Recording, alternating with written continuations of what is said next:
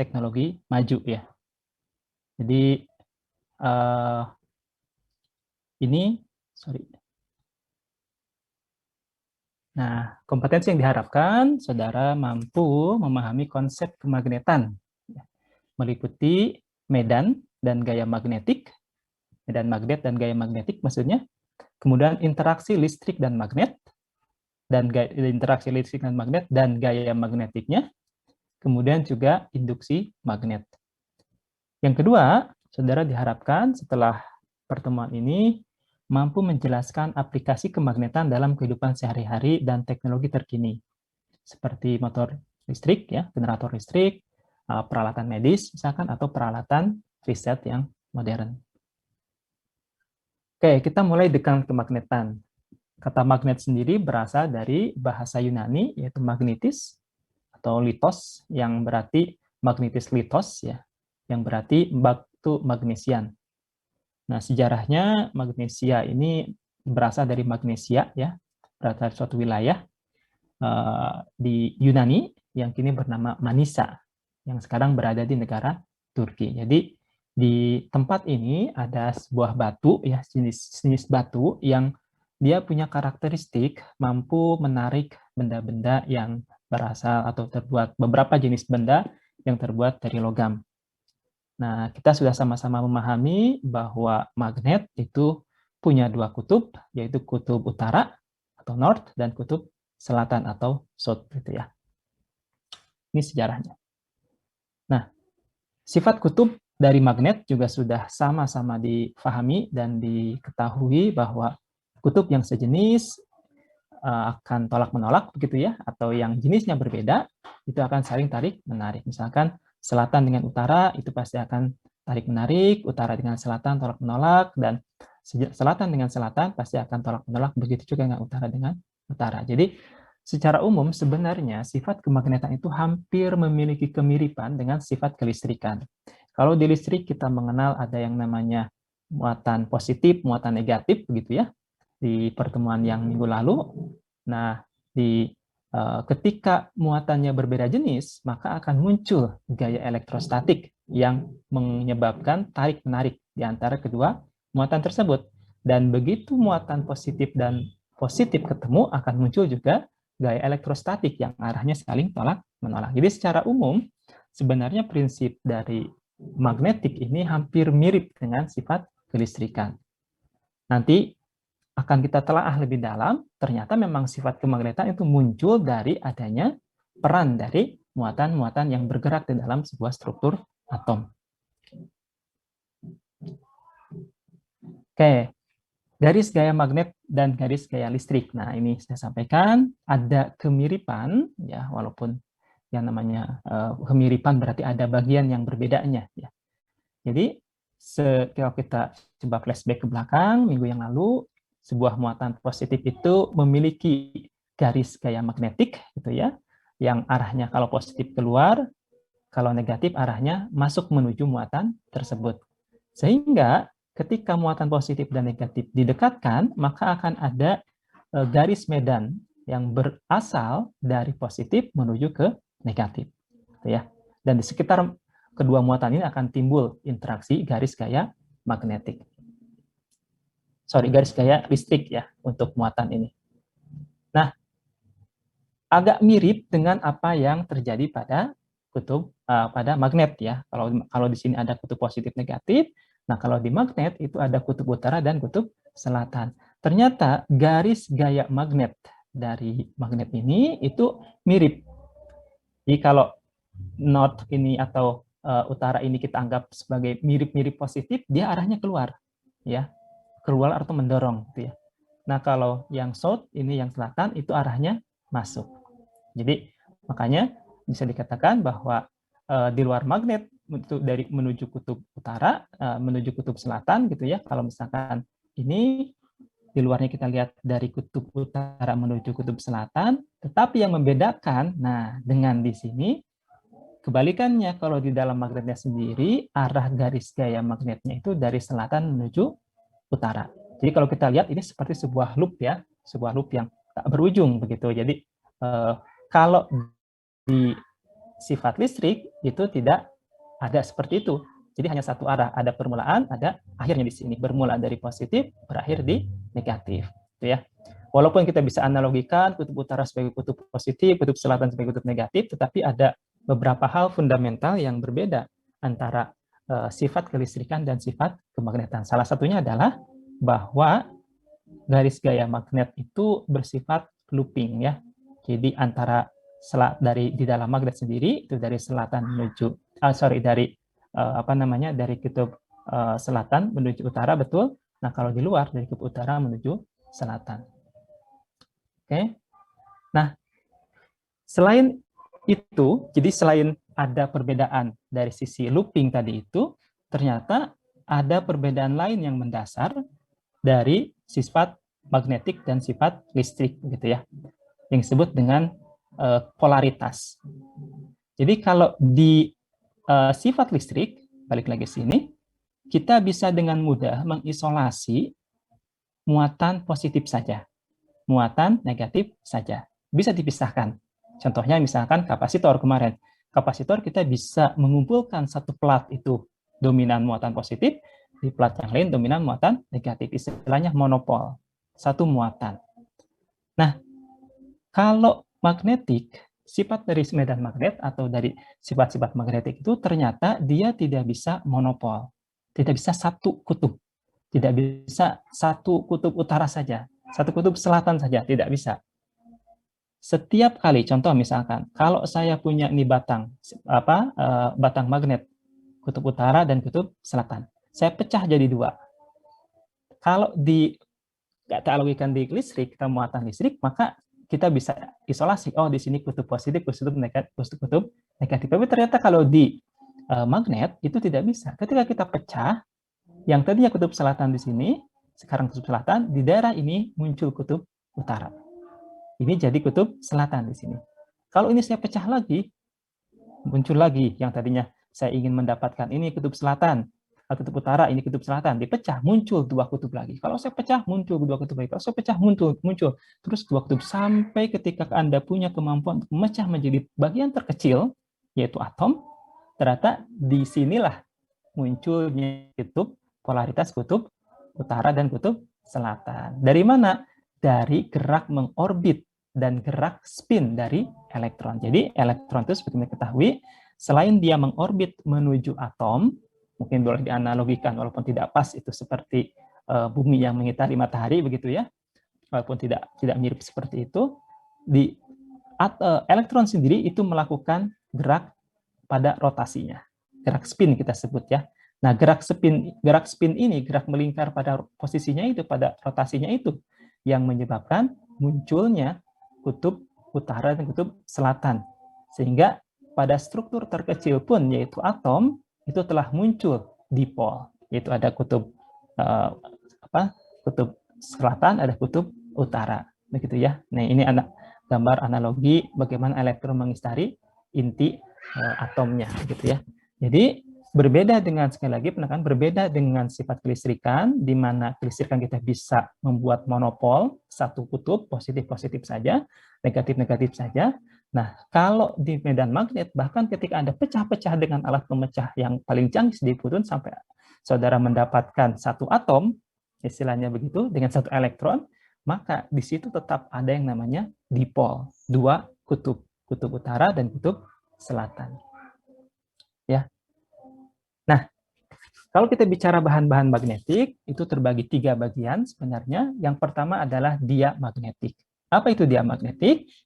Jadi, kalau di sini, diamagnetik adalah bahan-bahan yang resultan medan magnet atomisnya, masing-masing atom magnet adalah 0. Jadi, saya katakan, ya, boleh dikatakan, kalau balik lagi ke sini, akibat gerak mengorbit dan gerak spin ini, dalam atom menimbulkan resultan medan magnet atomis. Ini saya coba agak kelewat sedikit. Jadi dalam atom pun itu menghasilkan medan magnet atomis. Medan magnet atomis berarti medan magnet yang dihasilkan pada level atom. Ya, kata kuncinya adalah resultan medan magnet atomis itu berarti medan magnet pada level atomik. Nah, kalau kita bicara material itu berarti bahan magnetik itu berarti sebuah kumpulan besar dari atom-atom gitu ya. Nah, Bahan yang pertama yaitu diamagnetik, itu memiliki resultan medan magnet atomis masing-masingnya itu adalah 0. Jadi resultan medan magnet pada level atomisnya itu sudah 0. Tetapi medan magnet akibat orbit dan spinnya memang tidak 0. Jadi beda. Kalau ini kita bicara resultan berarti kumpulan banyak, totalnya sudah 0. Kenapa bisa 0? Karena ini konfigurasinya itu memiliki susunan elektron yang penuh. Jadi ada satu arah ke atas, satu arah ke bawah. Jadi spin ke atas, ke bawah gitu ya. Jadi ketika ditotalkan, resultan medan magnet atomnya itu 0. Sehingga sifatnya adalah menolak magnet. Gitu ya. Contoh ini di seng ya, strukturnya karena sudah penuh pada konvergasinya, maka ketika ada magnet eksternal didekatkan pada bahan diamagnetik, maka dia akan cenderung menolak si magnet tersebut. Apa yang terjadi? Ketika diberi medan luar, misalkan ini bahan diamagnetik ya, awalnya yang merah ini tidak ada, adem ayem aja begitu. Tetapi ketika ada medan magnet dari luar mendekat ke bahan diamagnetik ini, maka elektron-elektron di dalam atom itu mengubah gerakannya sedemikian rupa, sehingga menghasilkan resultan medan atomis yang arahnya melawan. Ya, jadi ini cenderung inertnya luar biasa inersianya. Jadi kalau tidak ada medan magnet dari luar, dia begitu-begitu saja. Tapi ketika ada gangguan medan magnet dari luar arahnya ke kanan, maka elektron-elektronnya menyusun dirinya sedemikian rupa supaya resultan medan magnet atomisnya itu arahnya ke arah kiri. Jadi maka secara makroskopik kita melihatnya itu seolah-olah menolak medan magnet dari luar. Contoh bahannya misalkan tembaga, emas, seng, perak, bismut, dan yang lain-lain. Oke. Material kedua ini paramagnetik. Nah, resultan medan magnet atomisnya tidak 0. Tetapi resultan medan magnet atomis total seluruh atom adalah 0. Jadi kalau tadi itu per satu atomnya ternyata tidak sama dengan 0, contohnya di sini, karena kalau tadi kan yang diamagnetik ada satu ke atas, satu ke bawah, begitu ya. Nah, kalau ini tidak. Kalau kita bicara per level atom, yang disebut magnet atomis tadi itu tidak sama dengan 0, tetapi ketika seluruh atom itu dijumlahkan, itu menghasilkan 0. Kenapa? Karena adanya gerak acak atom atau molekul yang saling meniadakan resultan dari medan magnet atomis. Itu ya. Jadi karena jenis materialnya tertentu spesifik, maka ketika dia walaupun satuannya tidak sama dengan 0, berbeda dengan diamagnetik tadi, tetapi karena gerak acak dari arah dari orientasi ini itu saling meniadakan, ya. Terus ini misalkan, nah ini masing-masingnya itu ada sebenarnya, ininya si ininya ada resultan medan magnetisnya ya, ada. Tetapi ketika dia ditotalkan itu hampir sama dengan 0 atau sama dengan 0 gitu ya. Nah, jika bahan paramagnetik diberi medan luar, elektron akan berusaha sedemikian rupa sehingga medan luar itu medan magnet atomisnya searah dengan medan magnet dari luar. Jadi kalau misalkan ini awalnya acak, ya, ketika dikasih itu dia akan menyelaraskan, tetapi sangat lemah, ya, karena tadi acak sebenarnya. Jadi kalau misalkan tadi kita lihat total arah dari tiap atomnya itu ke atas, ada yang ke bawah karena banyak sekali atom di dalam suatu material, karena acak ada yang ke atas dengan ke bawah saling meniadakan, ke kiri dengan ke kanan saling meniadakan. Tapi ketika misalkan seperti ini, nah ketika dikasih medan magnet dia masih bisa menyusun untuk mengikuti arah magnetik eksternal tersebut, ya, tapi sangat lemah. Contohnya aluminium, magnesium atau wolfram gitu ya. Jadi ini bukan bahan-bahan yang biasa kita pakai dalam dunia permagnetan. Nah, yang ketiga itu adalah ferromagnetik. Ferromagnetik ini memiliki konfigurasi elektron yang setengah penuh. Jadi seperti ini penuh tapi ke arah bawahnya tidak ada. Ini contohnya besi ya. Nah, resultan medan magnet atomisnya sangat besar. Kemudian membentuk domain-domain magnet. Tiap domain tersebut memiliki momen magnet yang sejajar. Domain tersebut bisa mengandung miliaran atom atau luasnya juga bisa order mili atau sentimeter. Contoh misalkan, kalau kita anggap ini adalah arah dari medan magnet atomis, ini ada arah medan magnet atomis yang kedua, ketiga, keempat, kelima, keenam, dan ada miliaran di sini berkumpul. Ini daerah area domain magnet ini arahnya ke bawah. Area yang lain domain magnetnya ke kiri. Area yang lain domain magnetnya ke kanan. Area yang lain domain magnetnya ke arah yang lain, ya. Sehingga kalau seperti ini otomatis akan ada medan magnet yang sangat besar pada arah tertentu, gitu ya. Makanya dikatakan domain magnetik otomatis sangat besar, ya.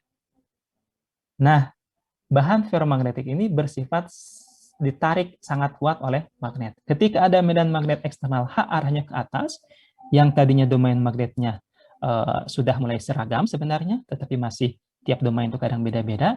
Ketika ada medan magnet eksternal, maka semuanya arahnya sama, sehingga bisa ditarik oleh magnet. Jika ditarik dari luar tadi, maka sedemikian rupa sehingga resonansinya sama dengan atau searah dengan medan magnet dari luar. Jadi ya, saya sampaikan seperti ini.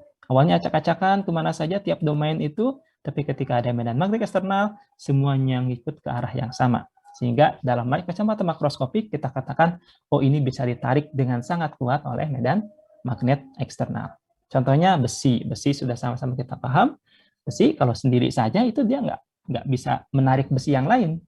Tapi ketika diberikan magnet, maka besi itu bisa tertarik oleh magnet. Bahkan dalam kondisi tertentu, besi bisa kita ubah jadi magnet, ya. Misalkan dipukul-pukul, digosok-gosok oleh magnet. Mudah untuk bisa menjadi bahan magnetik, begitu ya. Nah, kita masuk ke percobaan Ørsted. Kalau tadi kita bicara tentang magnet saja, walaupun kita sempat menyinggung secara mikroskopik, begitu ya, pandangan mikroskopik, ternyata sifat magnetik itu muncul karena adanya spin elektron dan juga ada rotasi elektron mengelilingi inti. Tapi masalahnya, pengetahuan tentang adanya spin elektron dan rotasi elektron yang menjadi penyebab munculnya sifat kemagnetan itu baru ditemukan tahun sekarang, maksudnya era-era yang baru, begitu ya, ketika teknologi sudah bisa mencapai pada level yang sedemikian canggihnya. Tapi zaman dulu, magnet itu ya hanya diamati magnet saja, begitu. Sebelum zaman Ørsted ini, Hans Christian Ørsted tahun 1819 ini, dianggap bahwa magnet itu sifat yang berbeda dengan listrik. Jadi, kelistrikan di mana, begitu ya, dan kemagnetan itu sifatnya di mana. Tidak ada hubungan di antara keduanya. Tapi kemudian, Hans Christian Ørsted itu dia mencoba membuat sebuah eksperimen dengan yang menunjukkan bahwa ternyata ada hubungan antara sifat kelistrikan dengan magnet. Percobaannya sederhana. Jadi ini dia punya magnet batang, ya kompas lah kita katakan. Ini ada kawat berarus. Ketika kawat arusnya tidak dialiri arus atau I sama dengan 0, ternyata magnetnya diam saja, tidak ada yang terjadi. Ketika kawatnya dialiri arus yang arahnya ke atas, ternyata magnet menyimpang ke arah kanan. Nah, kemudian dia, bagaimana kalau seandainya arusnya dibalikin arahnya dari atas ke bawah? Ternyata menyimpang dengan arah yang sebaliknya. Jadi, Ørsted menunjukkan bahwa di sekitar kawat berarus yang bisa menggerakkan magnet di kompas ini tentu saja magnet lagi, ya. Gaya magnet lagi yang bisa mendorong sesuatu itu kan gaya. Ketika magnet bergerak berarti ada gaya magnet. Ketika ini juga bergerak berarti ada gaya magnet. Oh, ternyata di sekitar kawat berarus itu dihasilkan medan magnet. Jadi disimpulkan bahwa kawat berarus menimbulkan magnet statik di sekitar kawatnya. Nah, dari sinilah maka kemudian sifat kelistrikan dan sifat kemagnetan itu terbukti saling berkaitan. Ya, ini Ørsted yang memulai menunjukkan bahwa sifat kelistrikan dengan kemagnetan itu saling berkaitan. Dari sini maka kemudian banyak sekali formulasi-formulasi yang diturunkan, dan daripadanya kemudian banyak sekali aplikasi-aplikasi yang bisa dibangun, ya, yang mendasarkan pada sifat kelistrikan dan sifat kemagnetan. Nah, berapa besarnya? Kan begitu pertanyaannya. Kalau misalkan tadi ada kawat, kita lihat di sini ada kawat berarus, ketika dikasih ini, kemudian dia menyimpang. Menyimpang itu paling ada medan magnet, begitu. Nah, Kalau arusnya digedein, apakah menyimpangnya juga besar? Kalau jaraknya dijauhkan, apakah menyimpangnya seberapa besar? Jadi banyak sekali variabelnya. Maka dari hasil eksperimen, itu dibuat sebuah persamaan bahwa medan magnet di sekitar kawat berarus itu besarnya bisa didefinisikan dengan perumusan μ0I per 2VA. Jadi μ0 itu ada permeabilitas di ruang hampa, 4V kali 10 pangkat min 7, begitu ya. I itu adalah arusnya, A itu adalah jarak satu titik tertentu dari kawat berarusnya. Jadi A itu adalah jarak titik P gitu ya dari kawat berarusnya. Jadi ini. Nah, selain menentukan besarnya, karena medan magnet ini adalah besaran vektor, maka juga harus ditentukan arahnya. Kenapa arahnya harus diperhatikan? Karena kalau kita kembali ke sini, sama-sama menghasilkan simpangan, tetapi ketika arusnya dibalik, arah simpangannya berbeda. Berarti ada sebenarnya pengaruh dari arah tersebut. Ya. Jadi ada pengaruh. B itu karena dia besaran vektor, maka dia dipengaruhi oleh arah arus di sini. B itu vektor, I juga vektor. Karena tadi arah B-nya, arah simpangan dari jarum magnet itu dipengaruhi oleh arah dari arusnya. Maka kemudian dibuatlah sebuah kesepakatan bahwa untuk menentukan arah arus di sekitar menentukan medan magnet di sekitar kawat berarus itu menggunakan kaidah tangan kanan, gitu ya.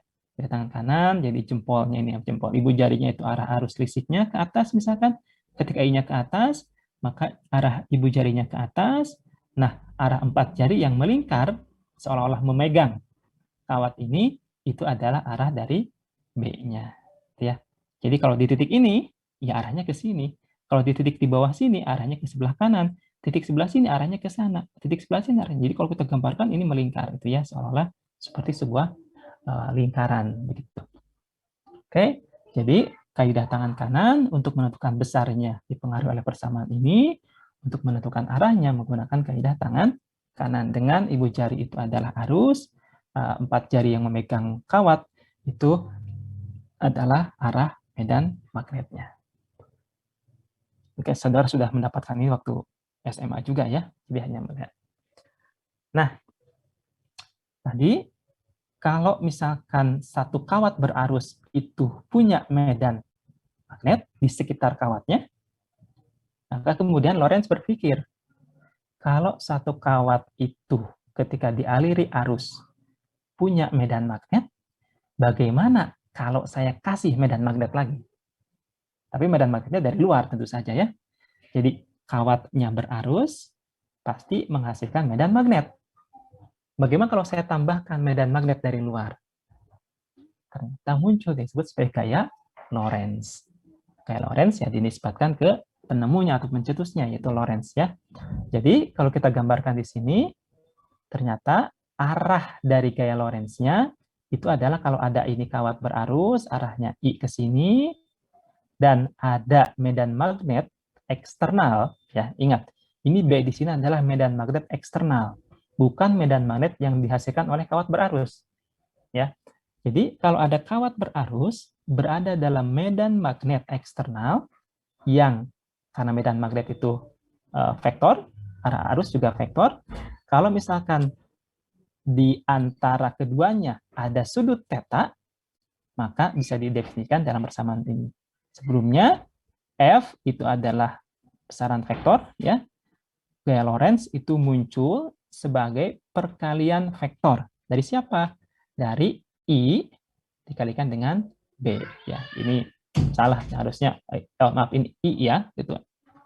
I itu arus ya. Arusnya arahnya B. Nah, perkalian vektor itu menggunakan sudut menggunakan sinus begitu ya. Jadi kalau misalkan kita bisa sederhanakan I kali L kali B sin theta. Jadi kita lihat di sini, kalau θ-nya sama dengan 90 derajat, maka F sama dengan ILB atau BIL gitu ya. F sama dengan BIL. Dengan B adalah medan magnet eksternalnya, I adalah arusnya, L adalah panjangnya. Gitu ya.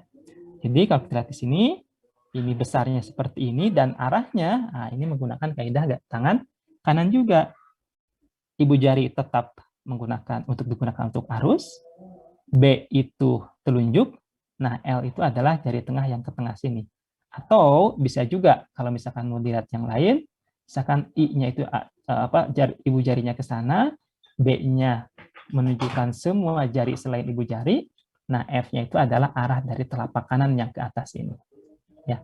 Kenapa perlu seperti ini? Kenapa harus menggunakan kaidah tangan kanan? Ya karena ini merupakan perkalian vektor. Ya, vektor itu memiliki besar dan arah. Kalau arahnya kebalikan, maka arah dari gayanya pun akan berkebalikan. Gitu ya.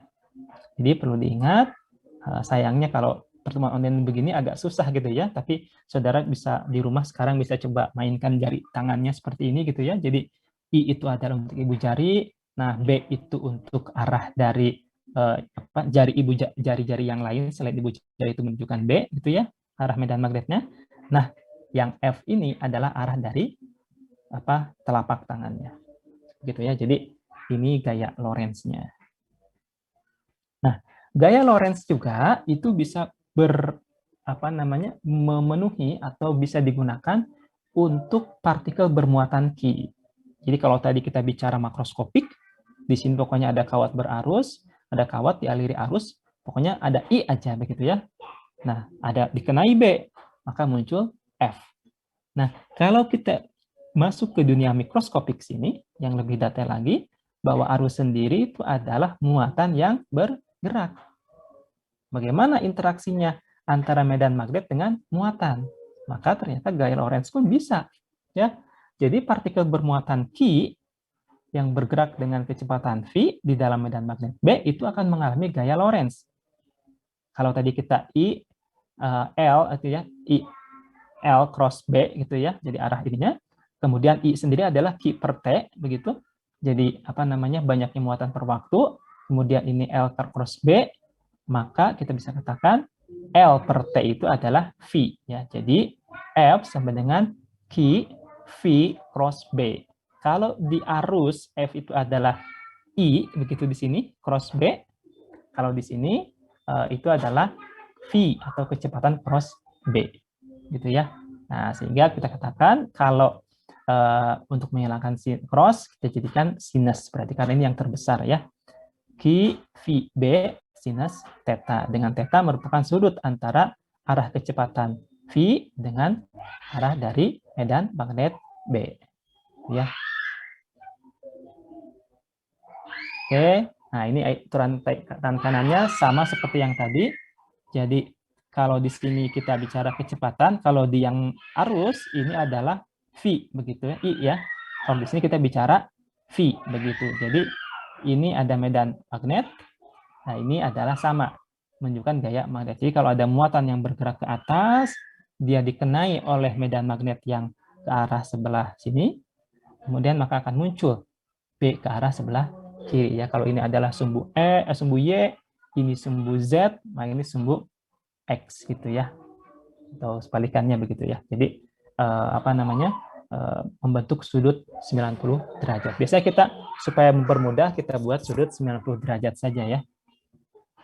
Jadi sampai di sini saya katakan bahwa gaya Lorentz itu bisa bekerja secara makroskopik, hubungan antara medan magnet, arah medan magnet dengan arah dari arusnya begitu ya.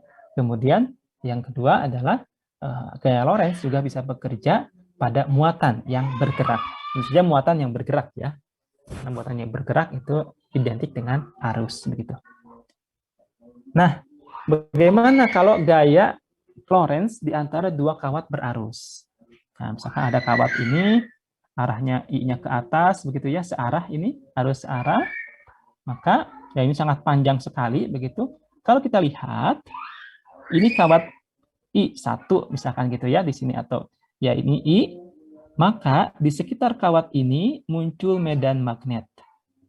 Ya, kalau kita coba, kita coba hapus dulu istilahnya begitu, maka kalau kita fokus ke I1 di sini, maka di sekitar kawat berarusnya itu muncul medan magnet B.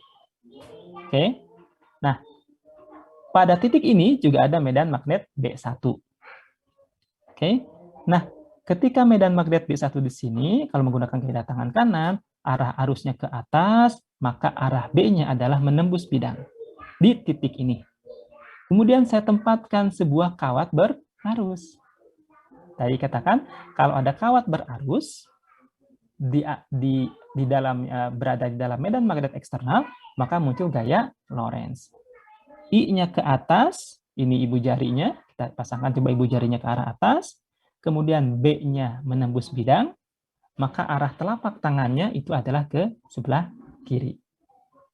Jadi, gaya Lorentz pada kawat kedua dihasilkan dari arus yang kedua dan medan magnet dari kawat yang pertama. Gitu ya. Nah, bagaimana dengan yang di sini? Sama. Kalau kita lihat di kawat yang kedua di sini, dia di sekitar kawatnya itu punya medan magnet, arahnya seperti ini. Ya. Pada titik ini, arahnya ini menuju bidang, menuju kita. B-nya itu keluar dari bidang menuju kita. Nah, ada kawat berarus, ada medan magnet, maka bisa kita katakan di sini muncul gaya Lorentz. I-nya ke atas, B-nya sekarang bukan menembus bidang, tapi menuju kita. Maka arah dari telapak tangan itu menuju, telapak tangan ini, yang kanan itu menuju ke sebelah kanan. Maka kita katakan, untuk arah arus yang searah ini, gaya Lorentz yang muncul itu adalah tarik-menarik. Bagaimana kalau berkebalikan? Nah, kita lihat saja ya. Kalau arahnya ke bawah, berarti di sini itu menembus keluar dari bidang, arahnya ke atas, I-nya misalkan untuk kita lihat kasus I1, misalkan I1 jempolnya ada ibu jarinya ke atas. Oke, pasang ibu jari ke atas, B-nya kemana? Oh, B-nya dari kawat kedua. B2 itu arahnya keluar. Oke, berarti ke atas, kemudian B-nya keluar, oh ternyata arah F-nya ke sebelah kiri. Ya pas di sini arah F-nya ke sebelah kanan. Jadi kalau untuk arah arus yang berlawanan, itu dia tolak-menolak di antara kawat tersebut. Berapa besarnya? Biasanya kita pakai gaya persatuan panjang, karena biasanya ini kawatnya panjang sekali, gitu ya. Makanya F per L. F1 per L, F2 per L. Ini besarnya sama, mu 0 I1 I2 per 2 V A, begitu ya. Apakah di sini harus pakai arah arus positif negatif? Ya sebenarnya bisa saja. Tapi kalau mau hitung besarnya saja, itu saudara cukup gunakan misalkan ke atas positif, ke bawah negatif, tidak perlu ya. Kalau untuk menghitung besarnya, cukup masukkan angkanya saja berapa, U01, I2, 2V, A. Itu adalah jarak di antara dua kawat.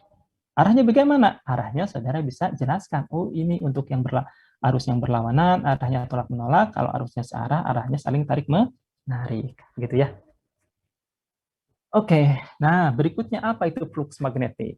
Nah, flux magnetik itu adalah banyaknya B yang menembus pada suatu luasan tertentu.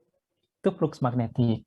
Jadi, misalkan ada luasan A gitu ya. Kalau kita punya kertas, anggap aja ini kertas A4 misalkan, gitu, kita simpan di lantai. Nah, kalau misalkan kita kasih ada tetesan air di atas, tiba-tiba hujan misalkan. Nah, kalau tegak lurus begini, maka otomatis akan banyak sekali titik-titik yang atau tetesan-tetesan air yang ditangkap oleh si kertas tersebut. Tetapi kalau misalkan hujannya menyamping begitu ya dari sini, maka akan semakin sedikit jumlah yang ditangkap oleh luasan ini. Walaupun luasannya sama, tapi kalau airnya datang dari samping, maka akan semakin sedikit yang bisa ditangkap oleh ini. Maka dari itu, biasanya untuk flux itu dia menggunakan cosinus theta ya. B, yaitu besar B-nya, medan magnetnya, dikalikan dengan A, luas dari permukaannya, cosinus theta. Tetanya apa? Sudut di antara normal dari bidang tersebut dengan arah medan magnet. Flux terbesar adalah ketika medan magnet itu tegak lurus menembus si bidang tersebut. Karena ketika tegak lurus berarti tetanya sama dengan 0. Cosinus 0 adalah 1. Jadi B dikalikan A saja begitu.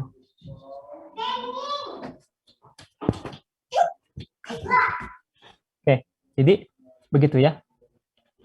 Nah, berikutnya, jadi dari flux ini, kenapa kita perlu membahas flux? Berikutnya ternyata Faraday itu dia melakukan sebuah eksperimen yang menghubungkan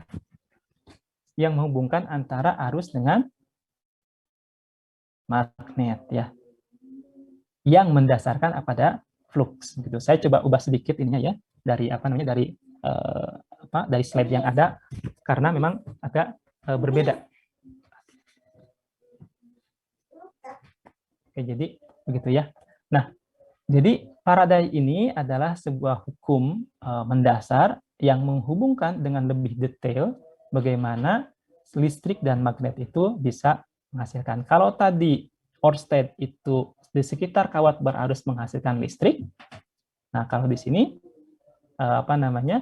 apakah bagaimana magnet bisa menghasilkan listrik gitu ya? Kalau tadi Ørsted itu di sekitar kawat berarus menghasilkan medan magnet,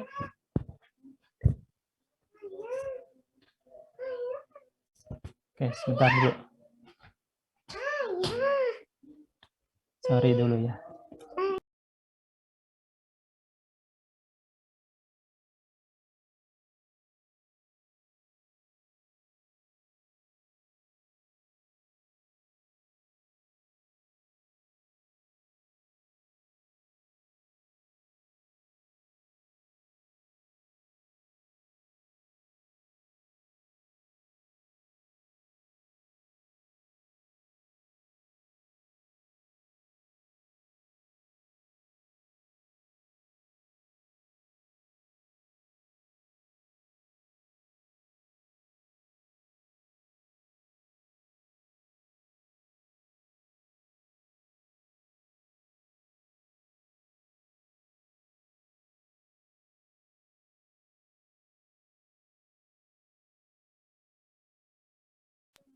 Oke, mohon maaf ya, ada gangguan. Sorry. Nah, jadi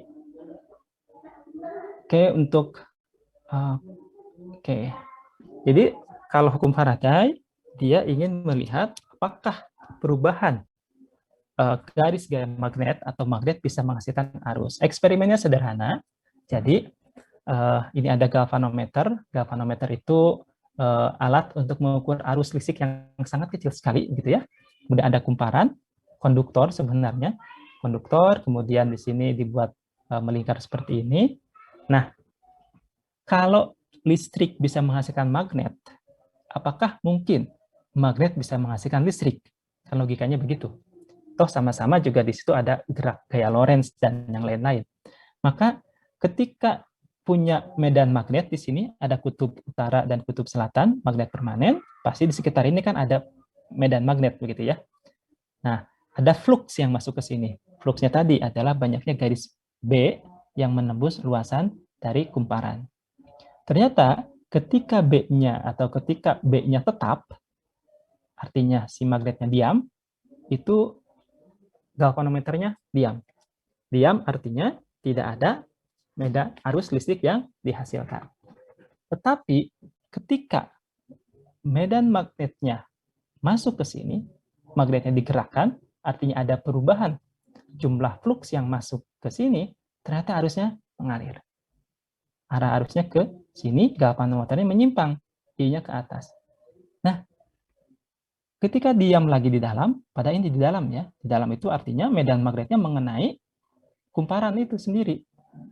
Tetapi tidak ada arus yang mengalir. Ini adalah faktanya seperti itu begitu ya.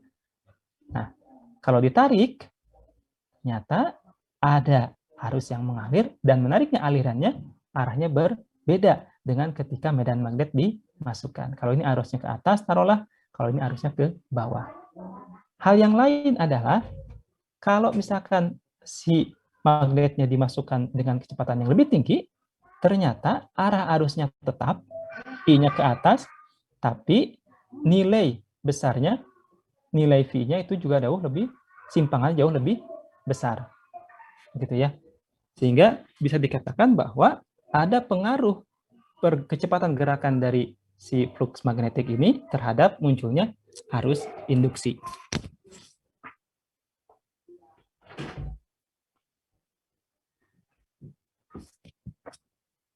Nah, bagaimana kalau sudut yang lain, kalau kutub yang lain dipasang begitu ya?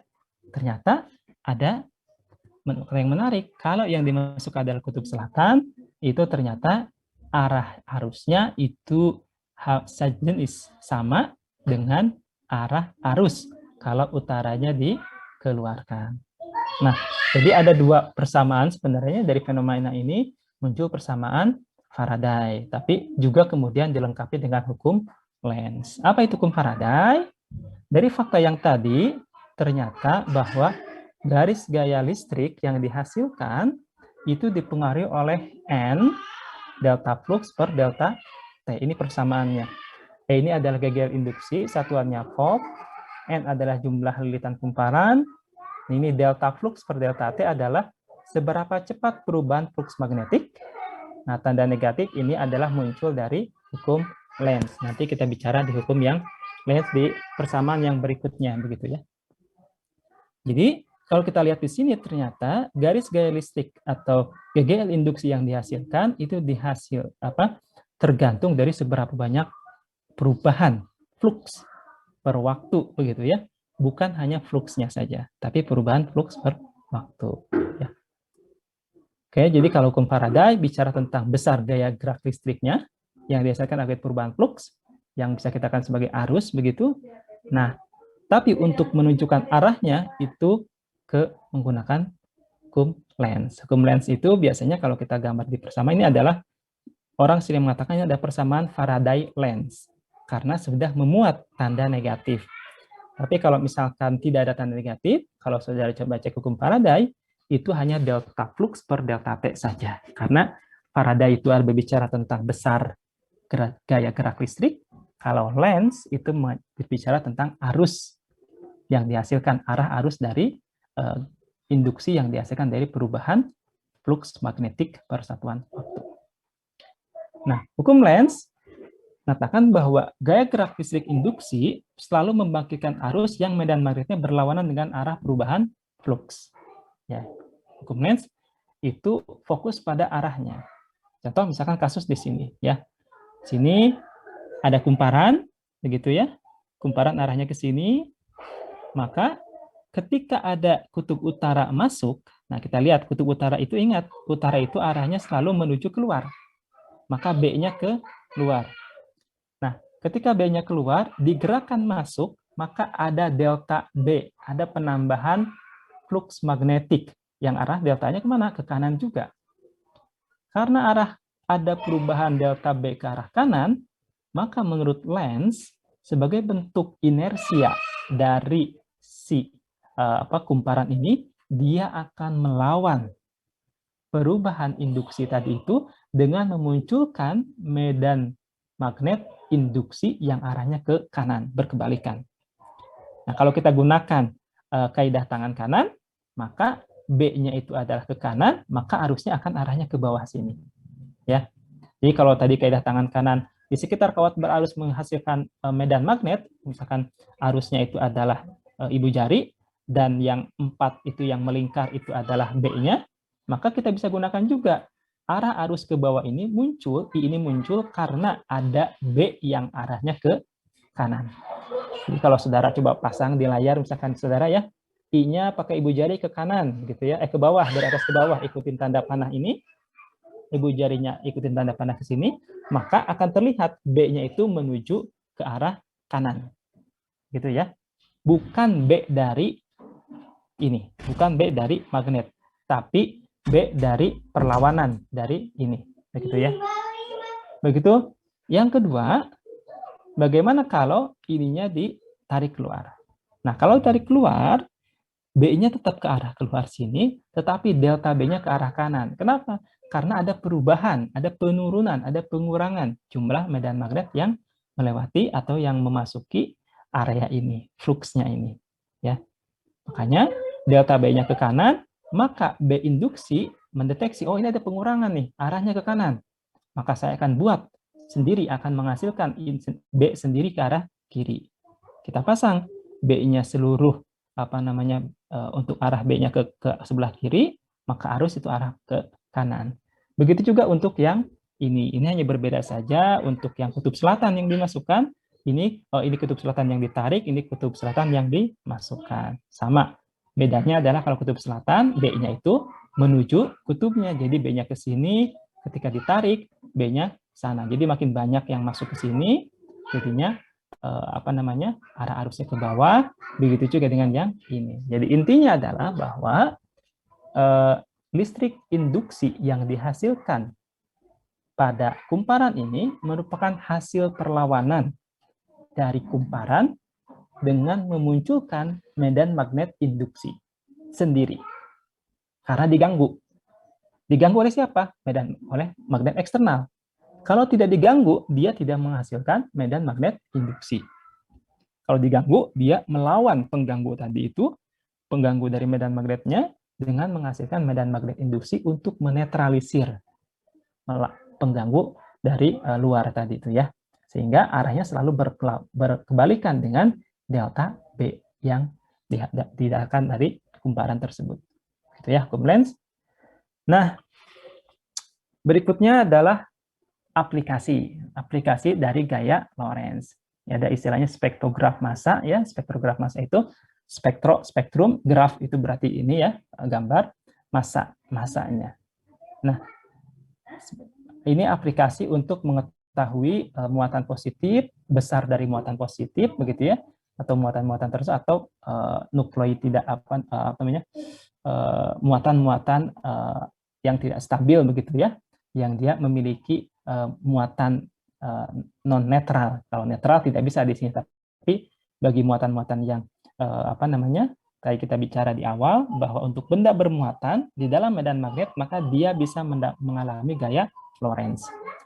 Kalau kita lihat di sini, ada ion-ion positif masuk melalui celah S1 begitu, masuk ke sini, kemudian dia bergerak lurus, di sini ada medan magnet yang arahnya keluar, kemudian ada medan listrik juga di sini. Jika ada ion muatan positif, medan listrik, maka dia akan digerakkan lurus ke sini. Nah, pas daerah sini ada muatan bergerak, ada medan magnet yang menembus bidang, maka akan muncul gaya Lorentz mengenai si muatan positif tersebut. Ya, kalau kita lihat di sini ada gaya listrik di sini, Q dikalikan dengan E, muatannya tidak didorong oleh medan listrik, juga ada kena magnet, Q sama dengan V kali B yang tadi ya, maka kecepatan yang dialami oleh si muatan tadi itu adalah perbandingan antara medan listrik dengan medan magnet. Maka semua ion keluar dari S2 di sini, kemudian dengan kecepatan yang sama setelah melalui akselerasi di sini ya, tadi karena ada ini perbandingan E dengan E-nya, maka ketika keluar dengan kecepatan yang sama, mereka mengalami gaya Lorentz yang berbeda. Kalau apa? Kalau masanya berbeda. Jadi kalau kita lihat di sini, R ini adalah radius dari satu muatan dengan radius dengan dua muatan beda. Jadi kalau misalkan R sama dengan M kali V, massa dikalikan dengan kecepatannya per muatan dikalikan dengan medannya. Jadi kalau ada muatan dengan massa berbeda, maka akan menghasilkan radius yang berbeda. Kita lihat di sini. Kalau massanya makin besar, berarti radiusnya makin besar. Jadi, kalau ada muatan positif yang lebih besar, dia akan terdorong oleh gaya Lorentz, sampai kemudian dia membentuk melingkar.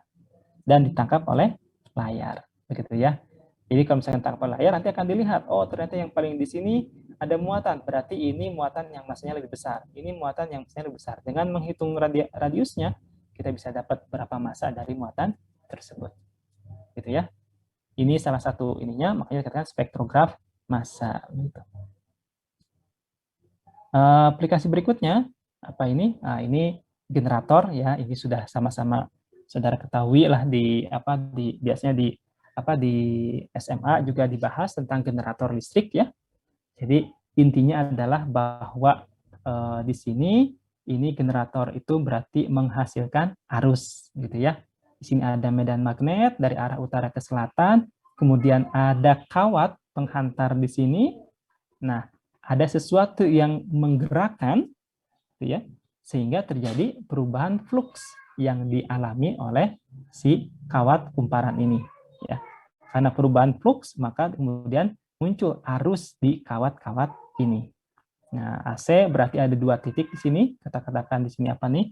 Ada sikat karbon, kemudian ada cincin luncurnya, ada dua. maka dua-duanya bisa menghasilkan polaritas yang berbeda, positif negatif, negatif positif, positif negatif, dan seterusnya. Gitu ya. Jadi kita katakan arus bolak-balik. Untuk ini saudara bisa cari informasi yang lebih detail terkait dengan generator AC gitu ya. Ada juga generator DC. Kalau generator DC bedanya dari struktur yang ada itu dibuat ininya hanya satu arah saja, ininya ya tempat keluarnya satu. Jadi ada positif dengan negatif. Kalau ini kan dia bisa bolak-balik pada titik tertentu, ini jadi positif, ini jadi negatif, dan seterusnya. Jadi intinya bahwa penggunaan aplikasi hukum Faraday, kenapa di sini Faraday? Karena ada gaya. Nah, bedanya kalau di sini gayanya itu gaya Lorentz-nya kita kasih. Kalau di sebelumnya itu adalah kita punya arus dikenai medan magnet, maka muncul gaya. Begitu ya. Nah, kalau ini generator listrik berkebalikannya. Kita punya kawat yang nanti akan jadi tempat mengalirnya arus, kita punya medan magnet, maka saya kasih gaya supaya muter. Kalau saya kasih gaya, dari mana gayanya? Dari luar. Siapa yang menggerakkan? Banyak. Bisa jadi dari air, bisa jadi dari uap, bisa jadi energi, tenaga energi macam-macam. Itu kan tergantung. Bisa dari kincir, gitu ya. Yang penting bisa menggerakkan. Ya, kalau saudara bisa muterin dengan kecepatan yang tinggi dan kontinu, ya juga bisa juga. Pembangkit listrik tenaga manusia,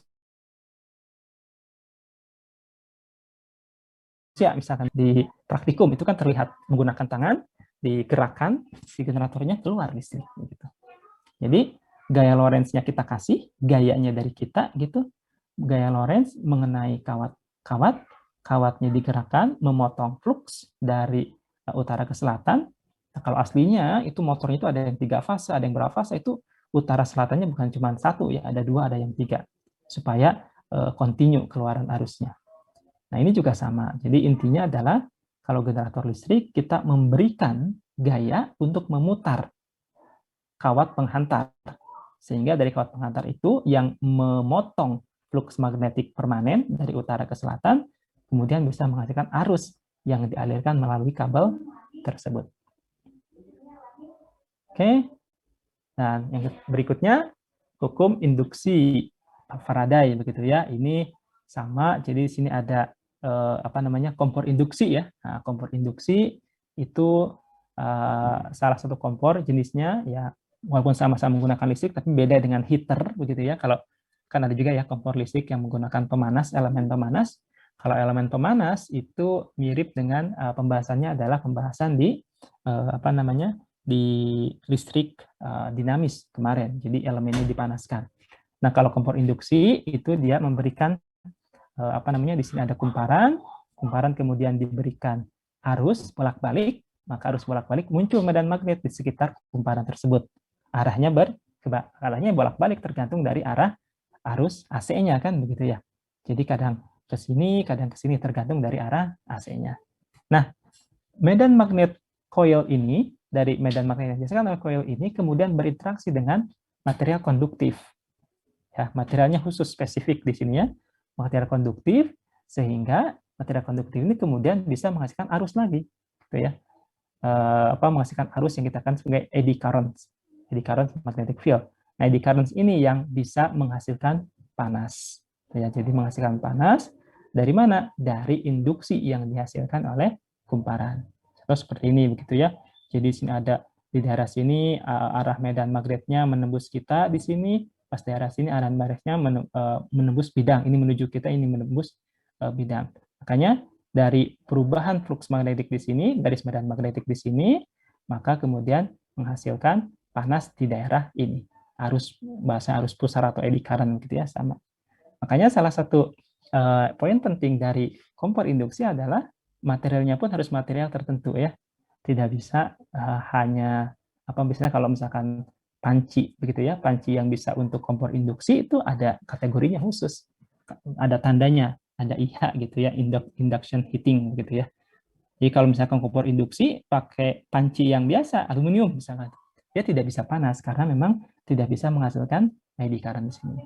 Jadi untuk detailnya saudara bisa coba sebenarnya untuk bisa cari tahu lebih detail tentang aplikasi-aplikasi ini, banyak sekali dari sebuah perumusan yang sederhana gitu ya, kemudian bisa didapatkan materi aplikasi-aplikasi yang banyak bisa sangat berguna untuk manusia.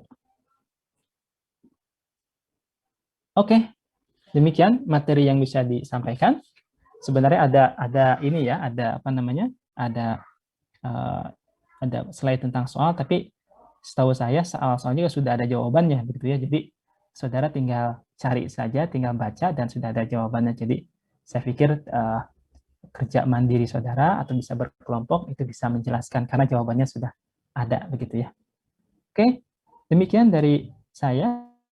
Kalau ada yang didiskusikan atau ditanyakan, dipersilakan.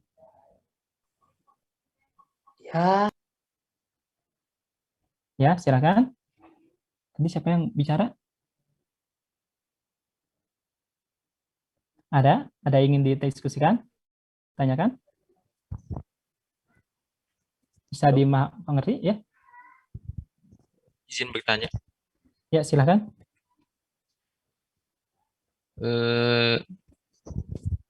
Perkenalkan, nama saya Muhammad Alif Badian, C440 210 201 Ya, betul. Silakan. Bertanya mengenai kan ada itu ya, jenis kompor mirip kayak kompor induksi, di mana itu dia nggak menggunakan api gitu sebagai ininya, pemanasnya, tapi dia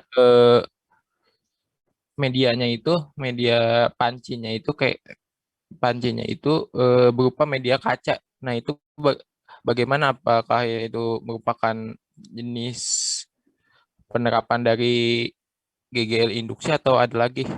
Terima kasih. Oke, terima kasih atas pertanyaannya. Jadi, coba saya lihat di sini ya. Nah, oke. Sorry. Nah, jadi sebenarnya kalau sejauh yang saya tahu, kompor listrik itu ada dua jenis ya. Kompor listrik itu intinya adalah kompor yang menggunakan listrik pastinya, begitu ya, artinya tidak menggunakan gas. Ada dua pendekatan. Yang pertama adalah pendekatan elemen heating. Jadi pendekatannya adalah dia menggunakan elemen tertentu, pemanas tertentu yang prinsipnya hampir sama dengan pemanas-pemanas yang lain. Seperti misalkan water heater begitu ya. Kemudian juga ada pemanas lain berbentuk oven misalkan begitu ya. Ada lagi pemanas-pemanas yang lain lah gitu ya. Jadi intinya adalah mereka men-short circuit. Ya, kalau yang jenis pertama itu dia alirkan listrik melalui pada konduktor tertentu yang nilai hambatannya kuat dan mampu menahan panas sehingga berpijar, sehingga menghasilkan panas gitu. Tapi tidak putus. Tapi tidak konslet gitu ya. Konslet itu artinya atau arus pendek itu berarti hambatannya rusak.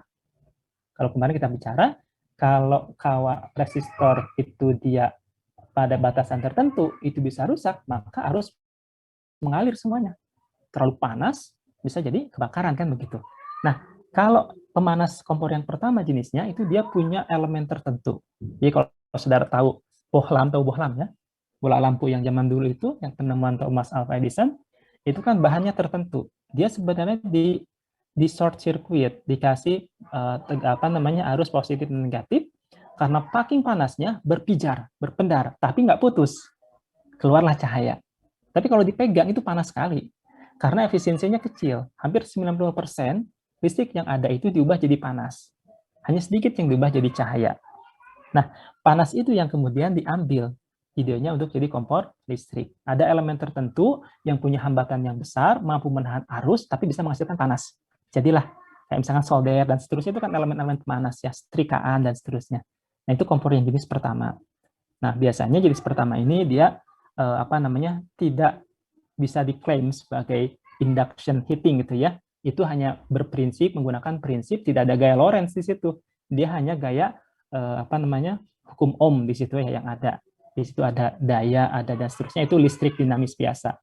Nah, kalau yang biasanya di sini kelihatan kayak kaca begitu ya, bagian bawahnya ini biasanya keramik, bahan dasar itu keramik ya. Jadi supaya lebih kuat dan kemudian juga bisa menghantarkan induksi. Jadi kalau yang kompor yang kedua, itu biasanya mereka declare secara langsung bahwa ini adalah induction heating. Jadi kompornya menggunakan proses induksi. Kalau menggunakan proses induksi itu pasti dia menggunakan hukum induksi Faraday yang menghasilkan GGL induksi, kemudian juga bisa menghasilkan arus dari karena di sini ada perubahan karena dia menggunakan frekuensi yang cukup tinggi begitu ya di sini, maka dia bisa menginduksi memunculkan arus lain yang sebenarnya arus itu bisa memanaskan material yang ada di sini. Jadi makanya biasanya kalau kompor induksi itu sekali lagi material di sini pun pancinya atau alat masaknya pun itu harus alat masak yang spesifik. Material gitu ya. Jadi begitu. Nah, untuk yang induksi saya boleh katakan itu adalah bagian dari penerapan prinsip Faraday begitu ya. Nah, apakah di situ ada gaya Lorentz? Nah, saya tidak bisa mengatakan gaya Lorentz karena gaya Lorentz itu mutlak membutuhkan minimal dua. Pertama ada medan magnet eksternal, yang kedua ada arus, begitu ya. Yang ketiga adalah gaya Lorentz begitu. Tapi kalau di sini kan kita tidak melihat ada penerapan gaya Lorentz sebenarnya di sini. Yang ada adalah induksi, prinsip induksi dari Faraday bahwa perubahan flux itu bisa menghasilkan GGL. Nah, rumus yang di awal ini ya, Faraday ini. Sorry. Nah, jadi perubahan flux itu bisa menghasilkan GGL. Nah, flux magnetik ini dihasilkan dari perubahan flux AC ya pada frekuensi tertentu, maka menghasilkan GGL. GGL-nya siapa? Itu di material yang ada di kompornya. Begitu kira-kira jawaban saya. Mudah-mudahan bisa dimengerti ya. Bisa dimengerti. Ya. Ada lagi yang lain?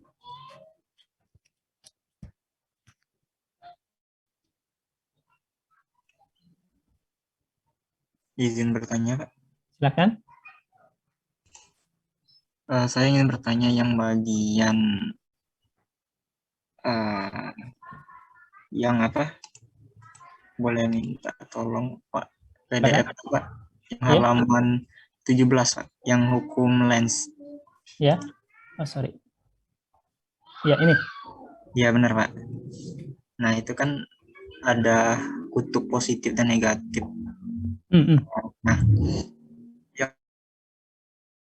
negatif sama positif itu dihasilkan oleh perubahan gerakan magnet itu ya Pak. Betul. Ya, nah terus itu kan ada arahnya juga tuh Pak. Nah, betul. Di minggu lalu kan dari positif ke negatif kan geraknya. Betul. Nah, di sini saya lihat dari tanda panahnya menuju ke positif itu Pak. Nah, itu Pak yang ingin saya tayangkan. Ya, betul. Ya, terima kasih ya atas koreksinya. Jadi sebenarnya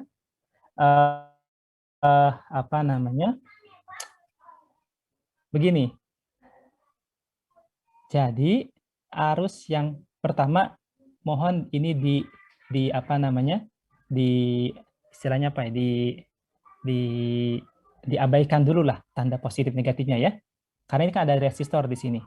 Tidak ada resistor di sini, coba tutup dulu positif negatifnya. Contoh ambil kasus yang ini ya. Jadi arah yang penting, jadi kalau kita bicara step by step-nya, arus listrik ini muncul karena adanya gaya induksi. Gaya magnet induksi B. Ya. B ini muncul karena diganggu oleh delta B. Delta B masuk pada kumparan, maka muncul B yang melawannya. Nah, dari mana munculnya B itu? Nah, dari kawatnya itu sendiri. Begitu. Ini memang alamiahnya begitu. Kalau tadi di awal satu kawat dialiri arus, maka muncul medan magnet. Nah, sekarang ada medan magnet yang muncul karena diganggu oleh magnet luar, medan magnet itu muncul pada kawat, maka muncul arus. Memang ini menarik ini, tapi begitulah sistem ini bekerja gitu ya.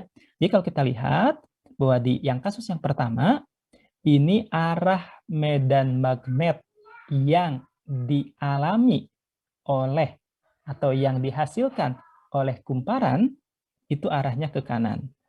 Kalau arahnya ke kanan, kita menggunakan kaidah tangan kanan, maka arah telunjuk, jari tengah, dan jari manis dan kelingking itu ke arah kanan, gitu ya, melingkar. maka kita bisa dapatkan arah arusnya adalah ke bawah, gitu ya.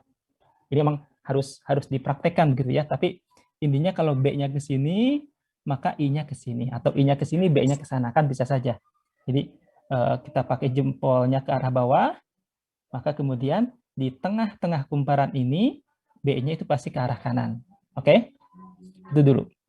Berarti ada arus yang mengalir di kawat ini, itu ke arah bawah. Ke arah bawah arus ngalir ke sini melalui resistor.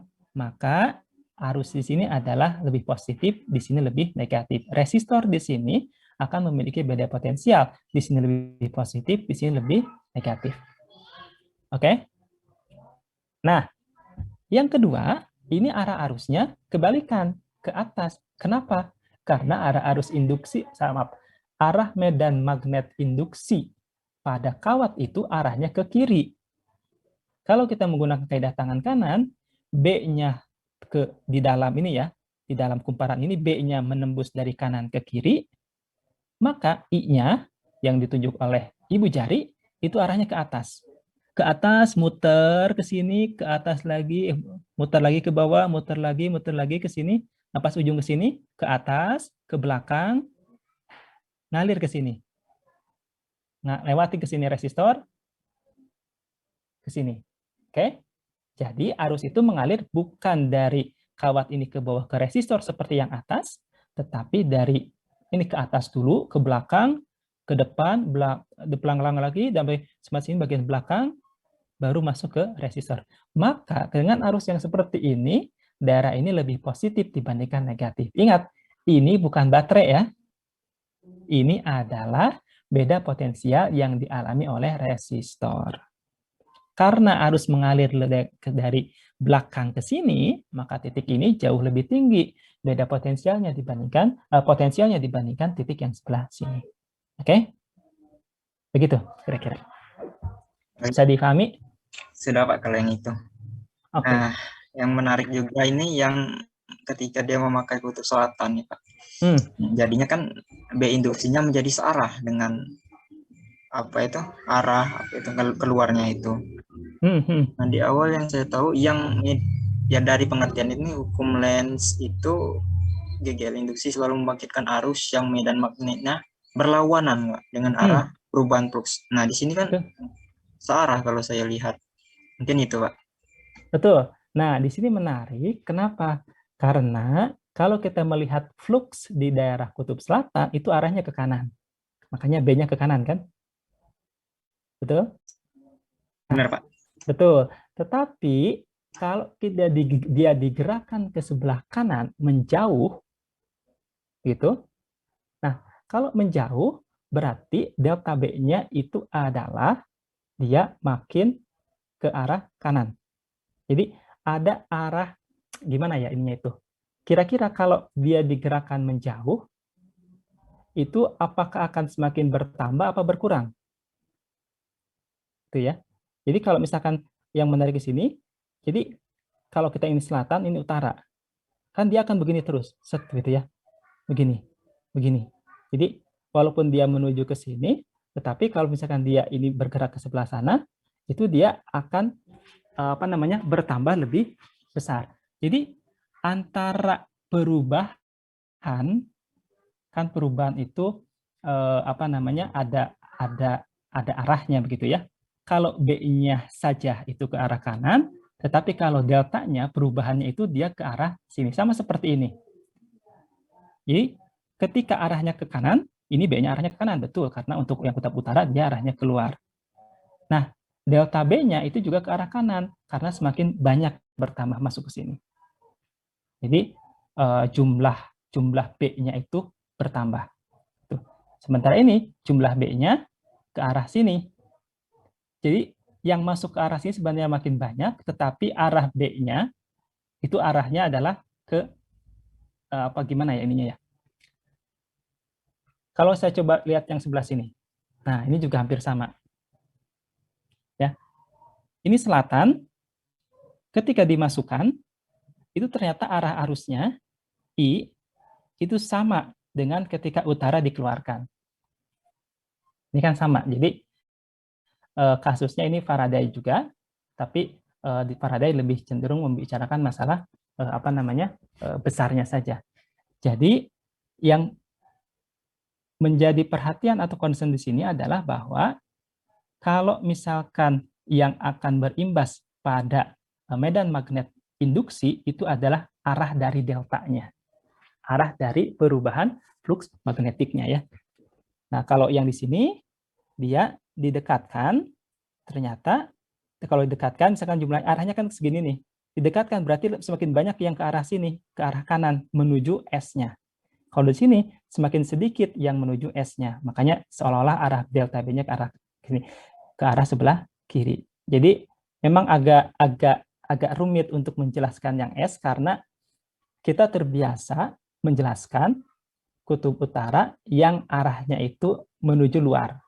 Sementara untuk selatan itu memang agak sedikit rumit menjelaskan bagaimana delta B-nya itu bisa ke arah kebalikan dengan arah dari si ininya.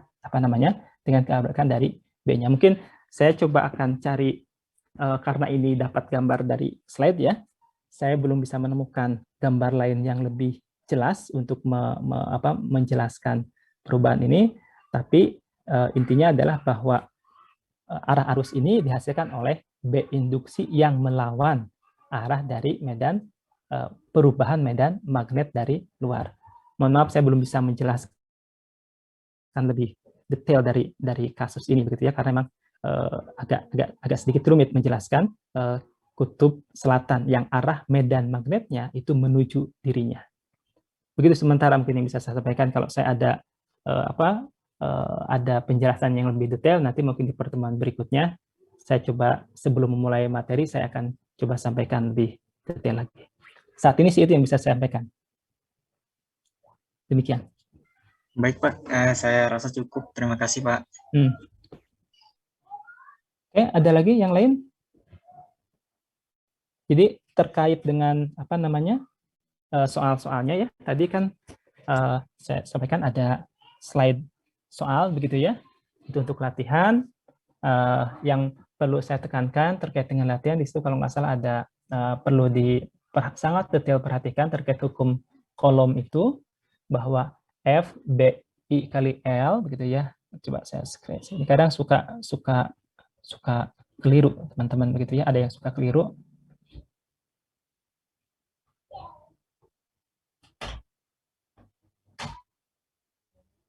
Oke.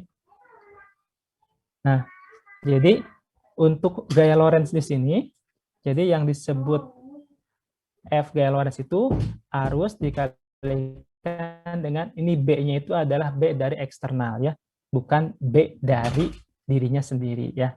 Jadi perlu diperhatikan bahwa ini adalah B dari eksternal ya, dari medan magnet eksternal, bukan medan magnet yang dihasilkan dari kawat berarus. Sehingga nanti dalam perhitungan yang kawat berarus ini saudara tidak terlalu bingung, ini B-nya B siapa? Oh, ini B dari kawat yang satu, ini B dari kawat yang kedua. Jadi ada dirinya, kemudian ada arus pada kawat ada arus pada kawat ini, kemudian juga dikenai B, maka muncul gaya Lorentz. Nah, jadi itu silakan dicoba ininya coba soal-soalnya,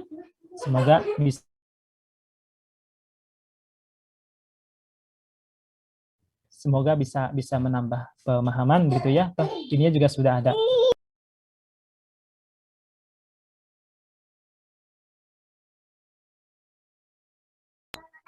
Jadi gitu ya. Jadi itu yang bisa saya sampaikan.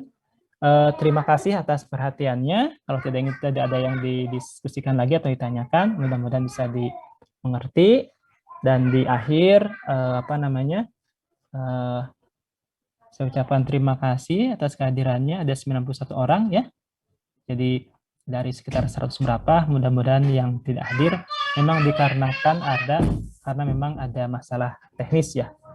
Di sistem yang seperti ini banyak sekali kendala teknis, tapi saya harap kita semua tetap bersemangat, tetap melakukan yang terbaik, dan tetap jangan lupa untuk menjaga kesehatan. Begitu ya. Jadi demikian yang bisa saya sampaikan. Mohon maaf atas segala kekurangan, misalkan jika ada yang kurang pas begitu, mudah-mudahan bisa diterima dengan baik. saya akhiri. Terima kasih. Assalamualaikum warahmatullahi wabarakatuh. Waalaikumsalam. Terima kasih, Pak. Terima kasih, Pak.